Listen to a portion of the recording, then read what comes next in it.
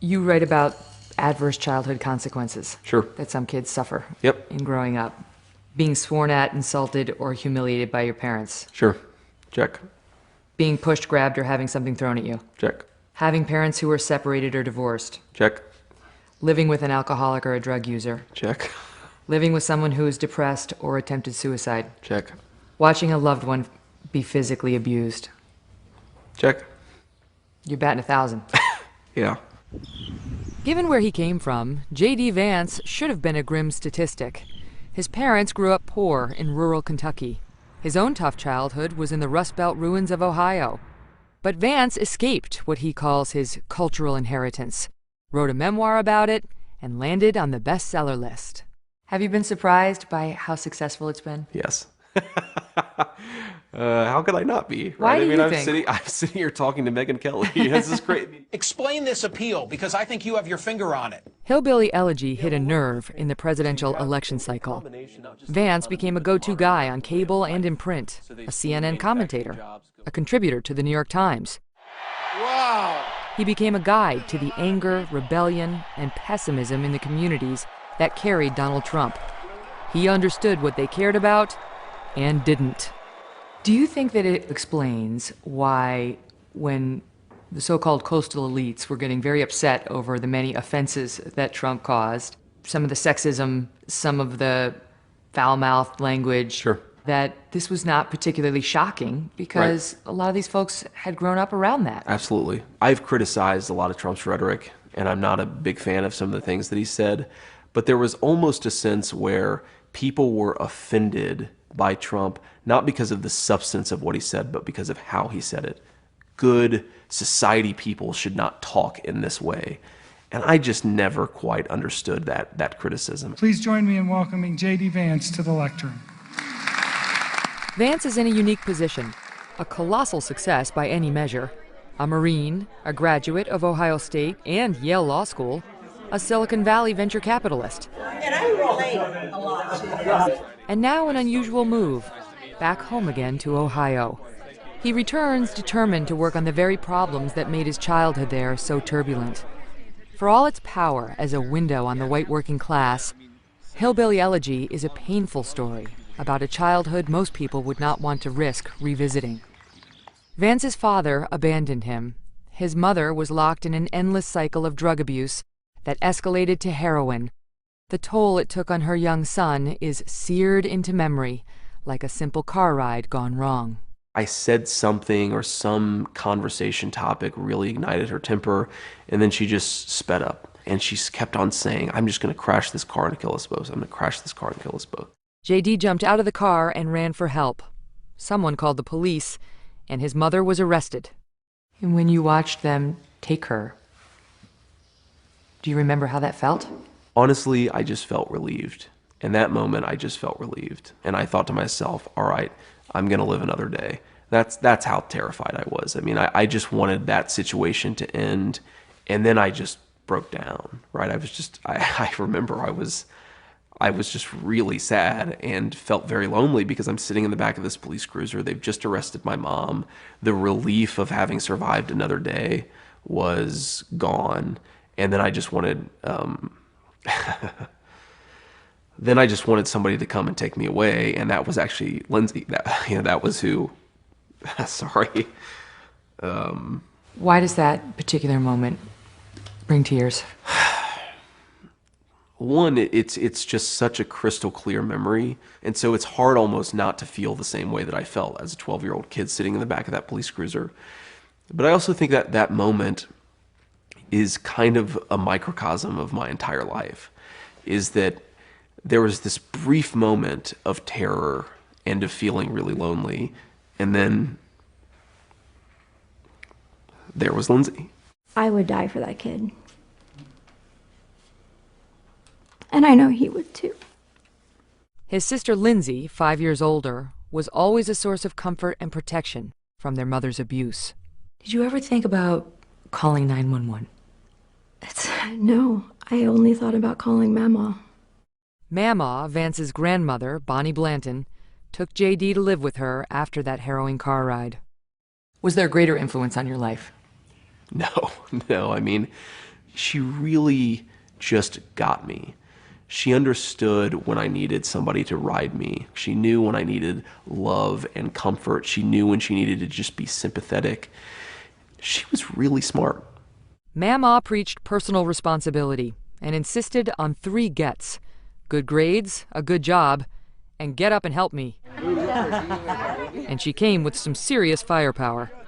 She was pretty good with a gun. She was very good with a gun. You know, Mama, when she died, I think the number is 19 handguns loaded that we found in her house at various places. She also wasn't afraid to threaten using it. Yeah, she said, look, you're going to come and stay with me, and if anybody has a problem with it, they can talk to my gun.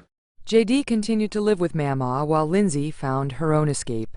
She got married and had 3 children of her own, and her focus turned to them. For Lindsay, reading her brother's memoir brought back a life she had tried to forget. I just laid in bed at night, pulling it apart and reading it, and I would just cry. I just felt so sorry for those kids and why I didn't see more of him. I don't know, I should have been able to do more. Can you see that now that you were not given those skills? How do you mean? You were young too. You had been subjected to unthinkable things too. I guess I realize that I don't think that I'll ever be able to say that there was a good reason to not have stepped up. She has a lot of guilt over that. She shouldn't. Yeah, we've talked a lot about that, and I just don't think that Lindsay should feel guilty at all about it. She had found her way out, and I was looking for my way out.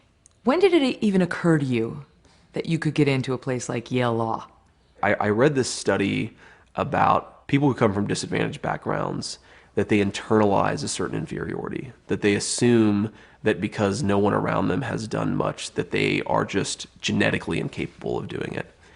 And it completely changed the way that I thought about my own possibilities, right? I thought to myself, I've been selling myself maybe a little short. So when J.D. was here, he's pretty open about the fact that he stuck out a little bit. He really did, actually. Amy Chua, author of the best-selling book Battle Hymn of the Tiger Mother, was one of his professors and became an important mentor. You would think there's nothing in common between Chinese-American immigrant child and a guy from Appalachia, but I saw a lot of myself in him. He was a little bit of an underdog, didn't quite fit in. And there was something about her story that resonated with him. He said, it's gotten me thinking, about my own life. I have a lot of thoughts I've never shared with anybody. And I still have this email. It says, I don't even know what I'm thinking, but I can write this down. But, here's a little bit about my own background. The email was the beginning of the book idea? I mean, was it that made you turn around and say, J.D., you've got to write this down. You have to tell this story. It was. And that wasn't the only advice Chua gave. Is it true that you, of all people, actually told him, focus on your love life? I did. That's because she could see that Vance was deeply in love with a classmate, Usha Chilakuri. He just had a really great attitude to everything. He was clearly so excited to be there in a way that, a lot of people just, you get accustomed to places like Yale Law School when you've been to other universities like that before. And he felt very different. But what Usha didn't know was just how different. As far as J.D. had come, his past was always looming. I was as close to a nervous breakdown as I've ever had. The stress of law school, Mom had just had a heroin overdose. I was in love with this girl, Usha, but I didn't quite know how to be in love with her in the way that I wanted to be. And I just thought to myself, you finally got to this place that's going to guarantee that your life is going to go well, and you're struggling with all of the things that you thought you'd gotten away from. With Usha's love and support, J.D. graduated and they got married. Now they're expecting a baby boy. Family is close by, including his mother Beverly. She's clean now, but J.D. keeps his distance. After a brief maternity leave, Usha will be commuting to Washington for a Supreme Court clerkship with Chief Justice John Roberts. But for now, they're settling into a new house. So back to Columbus. Yeah. Why? Well, one, it's about to have a baby. It's good to be close to family. But, you know, the things that I care most about are not in San Francisco, they're not in Silicon Valley. The things that I care most about are the opioid crisis, about solving some of the issues that I write about in the book. And you can only do that, I think, when you're actually close to the problems and when you're actually on the ground trying to help. Sit. The Ohio life he leads today is very different from the one he left behind. And with all the attention and recognition comes criticism. So one of your critics dismisses the tone of the book. Sure. Quote, all hillbillies need to do is work hard, maybe do a stint in the military, and they can end up at Yale Law, like he did. I just don't think that's the thesis of the book at all. The takeaway of the book is that community and family really matter. And I think anybody who ignores that is fundamentally not appreciating the actual reality that exists on the ground and the complexity of the problems these kids face. Thanks for being with us, J.D. 2 months ago, he started working for an investment firm dedicated to Ohio opportunities. There should be more venture capital investing in Rise of the Rest cities. And he's formed his own nonprofit, Our Ohio Renewal. His return has started speculation that he's planning something political. Oh, sounds good. Hey, yeah, nice. Everyone wants to know whether JD's going to run for office. Who's everyone? Everyone. Just everyone. Trust me. I speak to them. Okay. What do you think? Should he run for office? I think someday, if the time is right, and if he really feels that that's the best way that he can contribute to his home, then I think that would be a great idea. Why do you get uncomfortable when that idea comes up? I think that, you know, when people ask me if I want to run for office, part of me wonders, like, do they think I just give off a used car salesman vibe? Don't you think it's more born of hope that you could be a real change agent? Yeah, no, I think that's the optimistic take on it. I'm very flattered when people ask me, and you never say never, but it's just not something that I think about doing right now. And so we left J.D. Vance, 32, home again, on the cusp of fatherhood. Whether his past will interfere with his present, well, that could be another book. Do you think he's dealt with this stuff? I think that he thinks that he has. I think that this book, writing it, was a very good step. When I finished the book, I felt a little worried about you. Why? I wondered if you had really dealt with everything. That's interesting. And when I met with Lindsay, she wondered too. What do you think? That's a really good question. I've never been asked this. I think that the honest answer is that I probably haven't dealt with everything, but that's part of growing up and living your life, is you're constantly dealing with this stuff and you're constantly working through it. The book is not an effort to sort of finally work through all of these things that happened when I was a kid. It's the beginning of an effort that will probably take me for the rest of my life, and you know, I'm okay with that. A happy update for you now. It's official. J.D. Vance is a dad. Ewan Blaine Vance was born June 4th, 3 weeks ago today.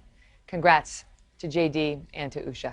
Hey, NBC News fans, thanks for checking out our YouTube channel. Subscribe by clicking on that button down here and click on any of the videos over here to watch the latest interviews, show highlights, and digital exclusives. Thanks for watching.